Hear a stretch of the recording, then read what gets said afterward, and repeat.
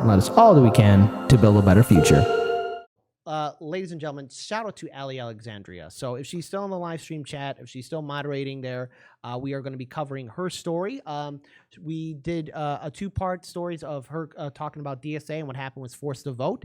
And this is her third article on DSA's Great Divide. She's been doing a wonderful job. Yeah, she has done a wonderful job. I have no skill at writing, so I appreciate this greatly. And also, again, too, she was her first article was covered on the Jimmy Dore show. So again, this is something that's really great. So first, again, this is her third article. You can find all our show notes and description box below. So whenever we go live, that's where we'll find our show notes. We're one of the only channels out there that you can actually see what we're talking about in our description. We put it all in a Google Doc. So when you see this video and it's clipped, go to our live stream where you find the show notes. That's where we'll be at. It's only on a live stream where we have our show notes. So with that being said, let's get started. Earlier today, I came across Metro DC DSA's Medicare for All working group statement to the Metro DSA Steering Committee that was sent out on January 5th, 2020. I've included a few extra excerpts from this letter below. Can you sense the frustration? And these are a couple of quotes that Ali has written down. The other rationale for rejecting our request was that it would not be prudent to pick a fight with a nationally endorsed elected representative.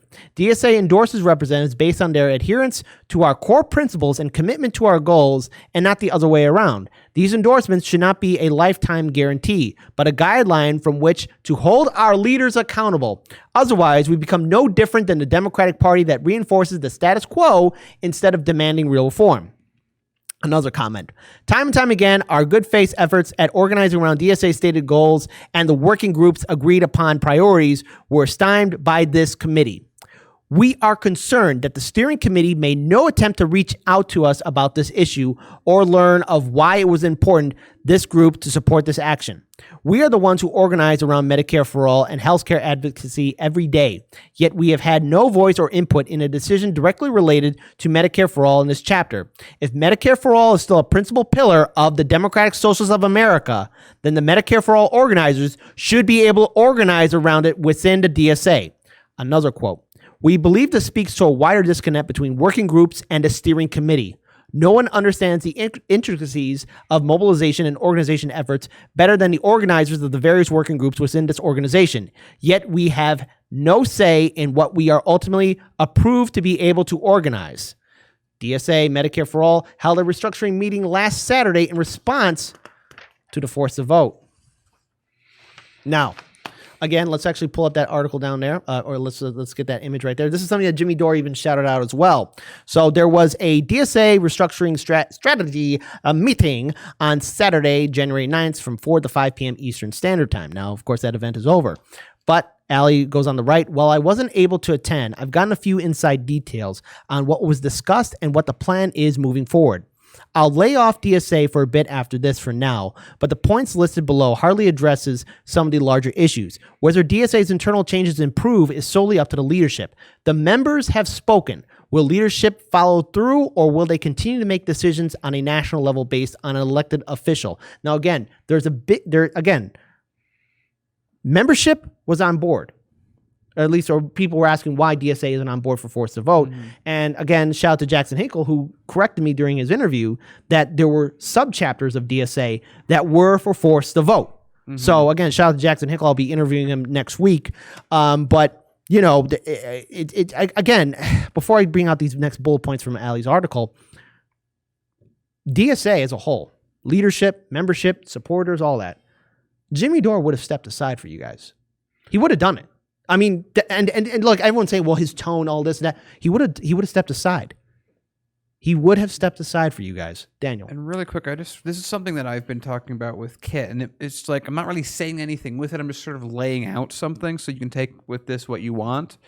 But if you really look at like DSA and all those groups, many of them were very, very, very, very, very tiny in terms of membership until Bernie Sanders' first run, and then subsequently when he dropped out and people funneled into those groups. So if you look at it that way, these are groups that have been around for, granted, quite a bit of time, but they've been around for quite a bit of time using a model and having membership turnout, et cetera, that led to them being in a somewhat stagnating position until an outside effect of Bernie Sanders came in, and that drew people into their cause, and that has bolstered them and given them power. So something to think about with many of these groups is that have been around for quite a bit of time is they were around with rules and regulations and structures and leadership that for the most part, not in every case on every place, I do not want to oversimplify the situation,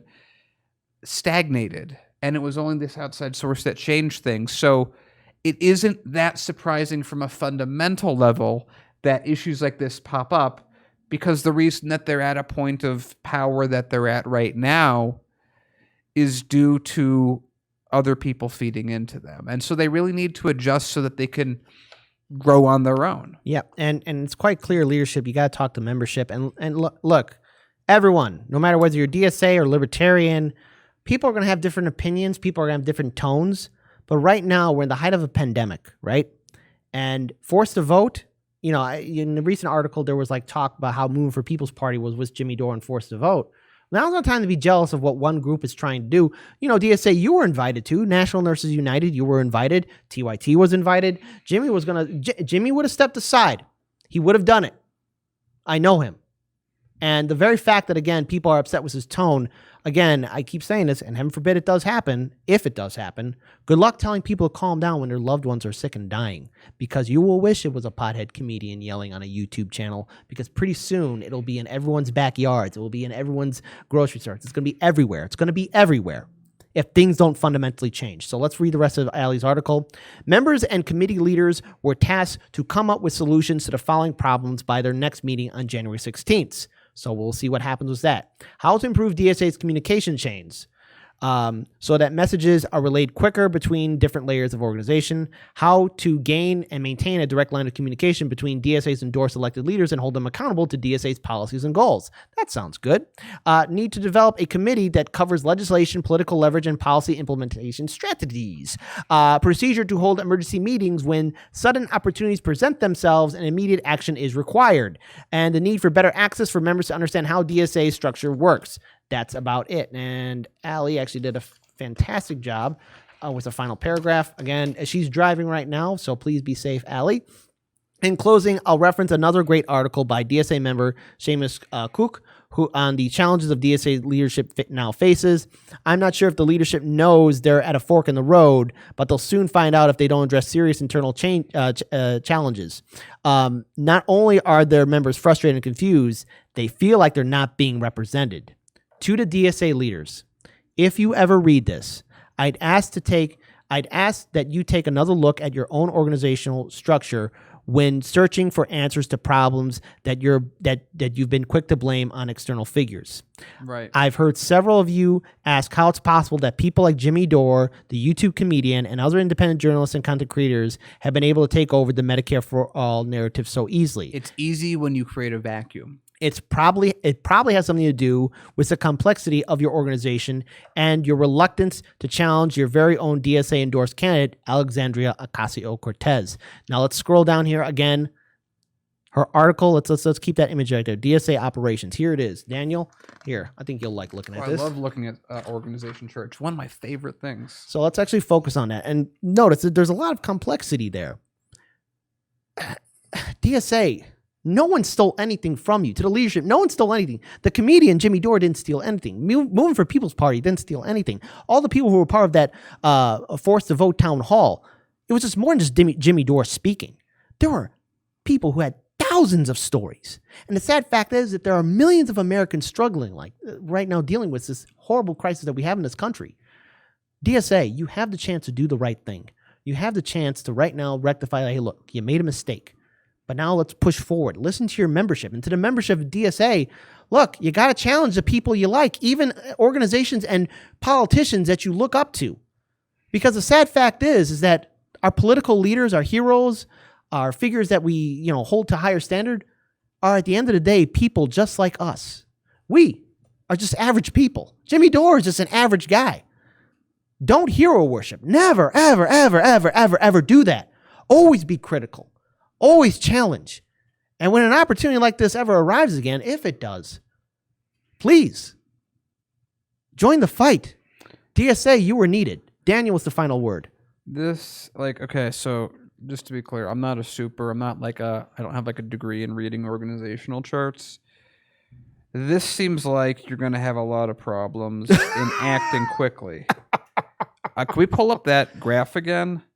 So you have your NPC and your membership each give parts, which means you need both of them to collaborate at the moment for something to happen. Then you have the national staff that support all of these things. And then you have these other pieces that the steering committee and the elect. I don't know. This just reads as something that, I don't know. It might be really difficult to act on something quickly in a big way. But again, that's what I said originally when this happened, is that sometimes things evolve very quickly and things change very quickly. And I could tell you, just in running a YouTube channel, if you, especially on news, if you miss a story by 48 hours, no one cares. No one cares what your coverage is. You could have the best coverage on the story that anyone's done, and no one cares if you're 48 hours late. And the same would go to DSA. If they're like, I don't understand how Jimmy Dore could snatch the whole Medicare for All narrative, it's because you let him. He actually offered to give it to you, but you let him have it. He was going to give it to a lot of people. But you let him have it by not acting.